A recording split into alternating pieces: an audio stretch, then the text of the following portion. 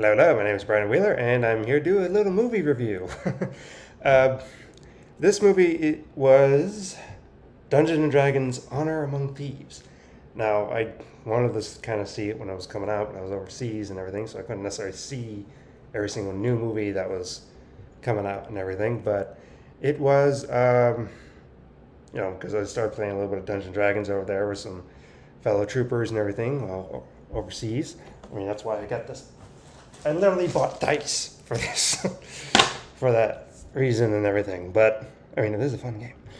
But movie-wise, seemingly there's a history of the movies previous before this absolutely sucking, and so a lot of people were hesitant. But I could say this movie is actually really, really fun. It's actually really good. You don't necessarily have to understand Dungeons and Dragons to understand what this is. Just like, oh, it's a typical kind of fantasy story. Bunch of guys who are kind of bad, kind of good, but they're good. They just had to do bad stuff, and etc. It's fun. It's just there are funny moments and everything, like with the bridge and just like the whole thing is like you have to step. I kept almost thinking like a Caleb City sketch with the paladin saying all the stuff in that voice. So like you have to be able to walk every third step and then laterally, and then every odd step, and then halfway we had to go to even, and then just one person steps on thing wrong, the entire thing collapsed. I was like, what?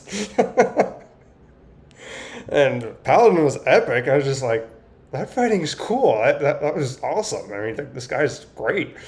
And again, a lot of the action stuff and everything. I know Michelle Rodriguez always plays this like character of like, I'm a tough woman. I'm like, okay, I guess that's what she's playing. I guess people always say that's what kind of role she plays. All right, but very cool in a lot of different ways, effects wise and stuff.